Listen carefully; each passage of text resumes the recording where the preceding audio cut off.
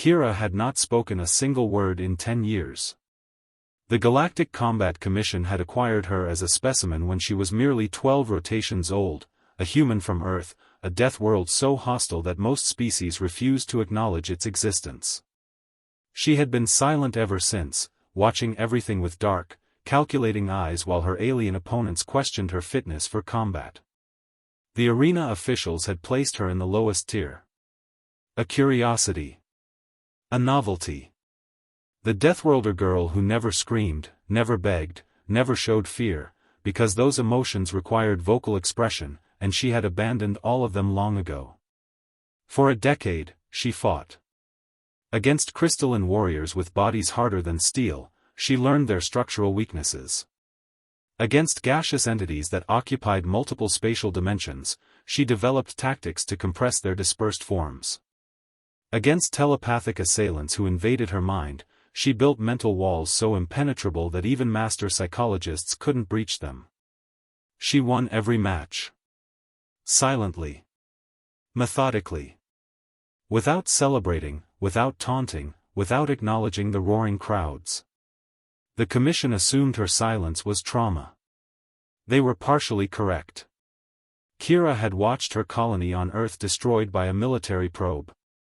She had survived in isolation for 3 months before alien traders discovered her. She had learned that screaming changed nothing. Speaking changed nothing. Only action mattered. Today marked her 10-year anniversary in the arena.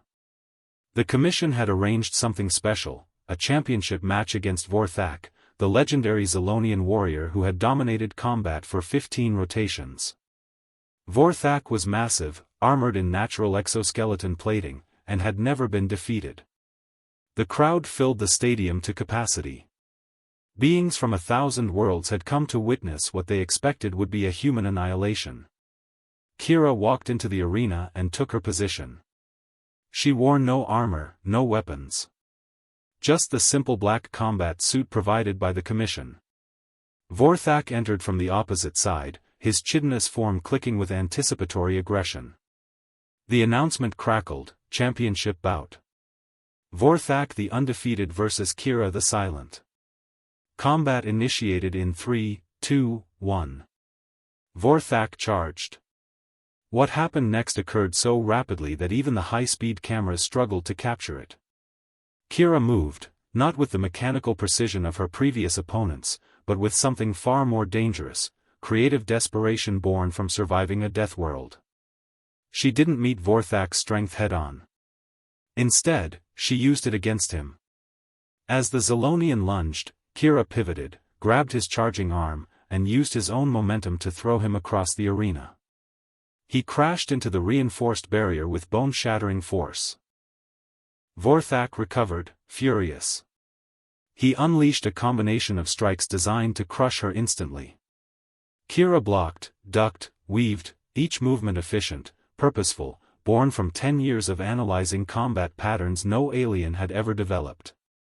When Vorthak attempted an overhead strike, Kira did something unexpected. She stepped directly into his attack instead of away from it. She struck his wrist joint with surgical precision, dislocating his arm. Then she executed a leg sweep that toppled his massive frame. As Vorthak fell, Kira performed a maneuver that defied biological expectation. She used his own body weight and momentum to execute a throw that would have been impossible for any creature without her specific combination of flexibility, spatial awareness, and calculated timing, adaptations forged in Earth's brutal environment. Vorthak slammed into the arena floor so hard that cracks spiderwebbed across the reinforced composite material. He did not rise. Medical teams rushed forward. The crowd stood in stunned silence. In 90 seconds, the legendary Vorthak had been utterly dismantled by a silent human girl. The commission director approached Kira, trembling slightly. You speak no languages? You make no victory declarations? No boasts?" Kira turned to face him. For the first time in 10 years, she opened her mouth. When she spoke, her voice was quiet, steady, and carried absolute certainty. "I don't need words. Earth taught me that actions are the only language predators understand. Vorthak was a predator. I am something he never encountered before, prey that evolved into a hunter. She paused, her dark eyes surveying the stunned arena. Silence was my training.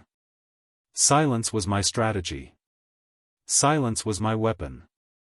Kira took a step forward. But now the arena knows the truth, the Deathworlder girl was never broken by her silence. She was sharpened by it.